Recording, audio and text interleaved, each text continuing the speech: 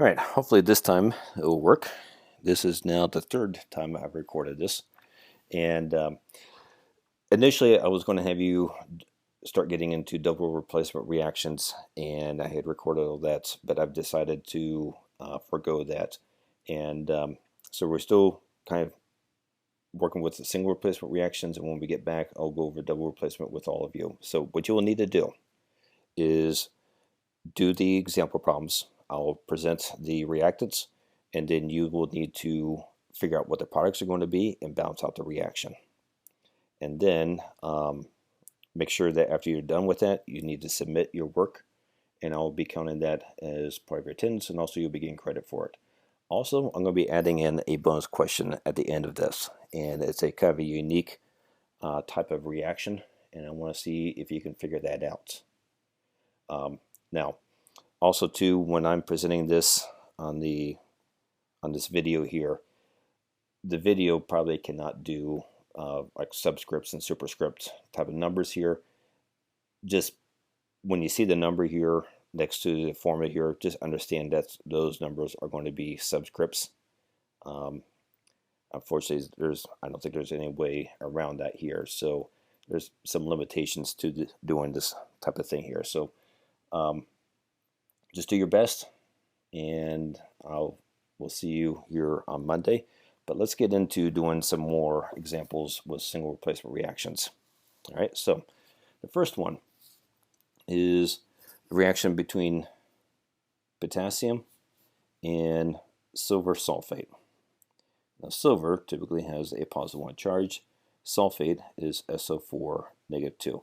One thing that's going to be really helpful is having both your monatomic and your polyatomic ions. Now, if you look at the charges here, +1, -2, you have to balance out the charges. So you need 2 silvers to balance out the charge. Now, potassium by itself has no charge, but it's potentially a +1 charge. So here are your reactants. You have a positive, positive, negative. Now remember, this lone element, this lone ion here, or potential ion, needs something for it to attach onto. Okay, it has a positive charge. So I'm going to do the first one with you, and I want you, the rest of these, I want you to figure out on your own. So you have positive, positive, negative. This positive is going to be attracted towards this negative over here. Okay, so therefore, you always write the positive ion first. Okay, +1, followed by sulfate, SO4, -2. And you want to balance out the charges between the two, +1, -2, so you need 2 potassiums.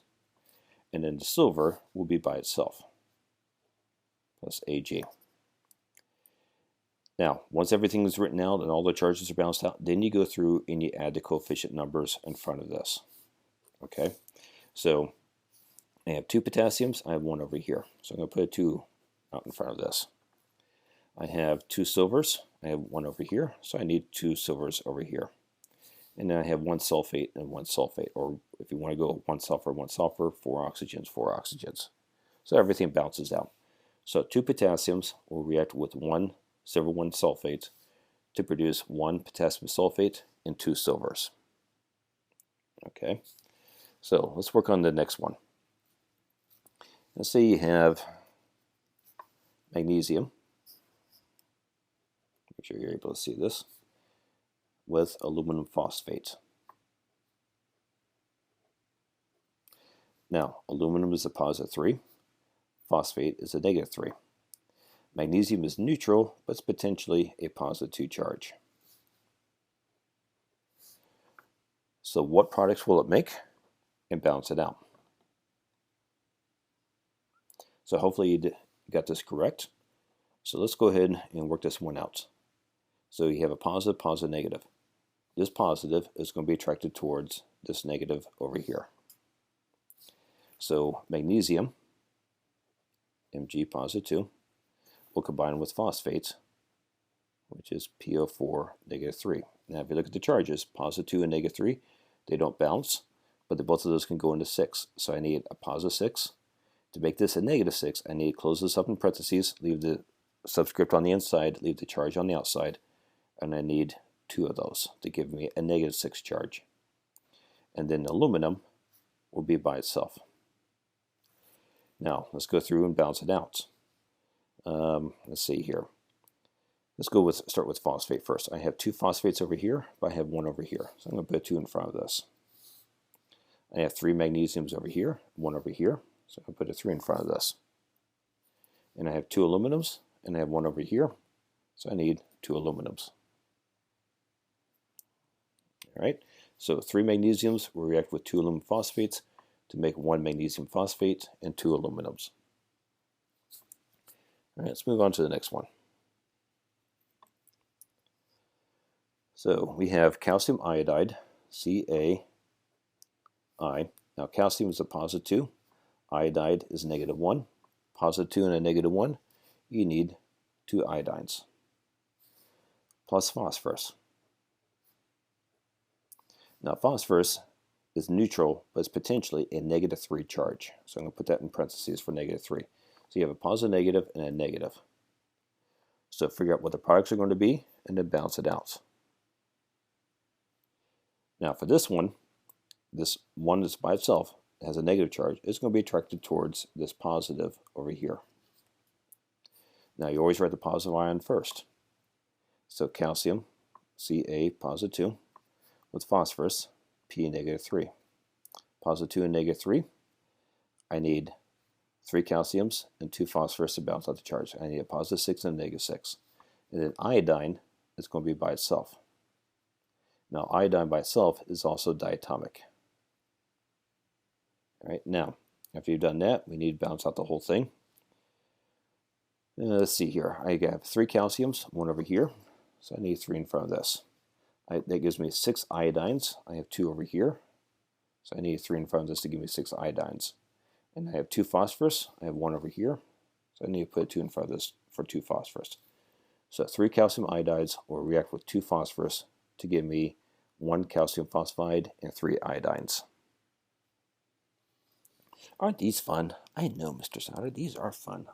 Gosh, I really need to sign up for Chem 2. Yes, you do.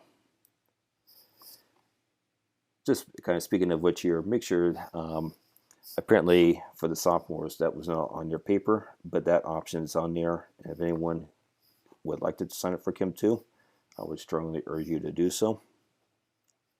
You will be thanking me later. All right, so fluorine plus cobalt-3 chloride. Now, because there's 3 chlorines here, and chlorine has a negative 1 charge, therefore that cobalt must be a positive 3 charge. Fluorine by itself is neutral, but it's potentially a negative 1 charge. And it's also diatomic. So, what will this make? And then balance it out. All right, so for this one's a little bit different. It's kind of similar to the one up here towards the top here. So you have a negative, positive, negative.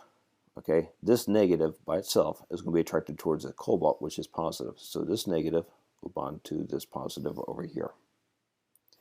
So in doing so, you end up with cobalt with a positive 3 charge and fluorine with a negative 1. Now, even though there's a subscript 2 down here, that doesn't matter. You only bring 1 ion over to the other side. Then you look at the charges, positive 3 and a negative 1. So therefore, you need 3 fluorines. And then the chlorine is going to be by itself. But chlorine by itself is also diatomic, so it's Cl2. So let's go through and balance this out. So I got 3 fluorines here, but 2 over here. Now, both of these can go into 6. So I need, to give me 6, I need 3 over here, and I need 2 over here. Now, that gives me 2 cobalts, so I need 2 cobalts over here. That also gives me 6 chlorines. I have 2 over here, so I need 3 over here. So 3 fluorines will react with 2 cobalt-3 chlorides, produce 2 cobalt-3 fluorides, and 3 chlorines. All right, the next one is reaction between water and rubidium. Okay, now rubidium is neutral. It's a group 1 element, and it has a positive 1 charge. So what will this make? And balance it out. Now this was a trick one. And I try to give you a little hint here. Rubidium is a group 1 element. And the thing about water is you don't look at water as being H positive 1, O negative 2. That would be incorrect. Instead, what we need to do is this, is you have to look at water as being HOH. So hydrogen is positive 1, hydroxide is negative 1, plus rubidium. Now rubidium, like I said, is a positive 1 charge. Potentially it's a positive 1 charge. So when this reacts, come on now, focus. Okay. So this positive is going to be attracted towards this negative over here, the hydroxide. So rubidium, with a positive 1 charge, will react with hydroxide with OH negative 1. And then hydrogen will be by itself. But hydrogen by itself is diatomic, H2. So all the charges are balanced out, so we go through and balance out the whole thing. Now this 2 hydrogens here came from here. And so since I have 2 here, I only have 1 right here, I'm going to put 2 in front of this. Now that gives me 2 hydroxides. I only have 1 over here. So I need to put 2 in front of this, which gives me 2 rubidiums, so I need 2 rubidiums here. Now if you want to count it individually by hydrogens, you can do that as well. Without this, I would have 2 total hydrogens, but times 2, I have a total of 4 hydrogens. And over here, I have 2 hydrogens, 2 times 1, and over here, I also have 2 hydrogens. So I have a total of 4 hydrogens, 2 oxygens, 2 oxygens, 2 rubidiums, 2 rubidiums. All right. Now, hopefully you did well on those. And now, I have a bonus for you. Now, this bonus is kind of a unique type of reaction here. You can only have a maximum of 2 points. And each correct one, each correct answer is worth a half a point. But I think you'll get a kick out of this reaction here. So now, the reaction is this. The reaction is I4O9 will react and produce I2O6 plus I2 plus O2. Okay, and all you have to do is just add the coefficient numbers in front of this. So actually, first question I have, actually I'll give this 1 points here. What type of reaction is this?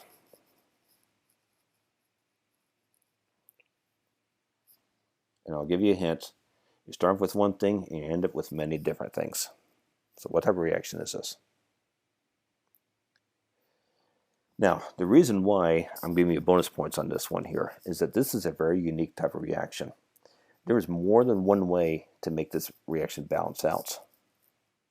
Now, what I mean by that is this is not the answers here, but let's say you found out that it will balance if I have the coefficient numbers of 2, 1, 3, and 4. Okay? And say you found out it balances out that way. What you cannot do is do like multiples of that. In other words, you can't say, well, another way you can make it balance out is making it 4, 2, 6, and 8. All you've done is just multiply that by 2. That's not what I'm talking about. This would be incorrect. What I'm saying here is that there is an entirely different way of also making this balance. In other words, you may find out you can also make this 3, 2, 1, and 7. Or you might find out you can do 10, 5, 3, and 1. Okay, these are not the answers here, but I'm just trying to prove a point. That is that there is more than one way that this will balance out, but you want to make sure that it's not some multiple of what you already figured out. In other words, if you found, I've had students here where they found 2 different ways, but the other two were just multiples of the first two waves. So what I'm doing here, what I'm asking for here, is find more than one way to make this balance out. And basically, if you can find 4 different ways of making this balance out, I'll give you 2 extra bonus points. I think I'm up to maybe 14 or 15 different ways of making this reaction balance. And I'm certain that there are probably more ways of doing it. But I want to see if you can figure out at least 4 different ways to make this reaction work out. So that's your bonus. What I'd like for you to do, write it out, make sure you don't share it, and hopefully Monday or whenever we get back to school, show it to me here, and I'll give you some bonus points for that problem. All right? You guys have a good day. Bye-bye.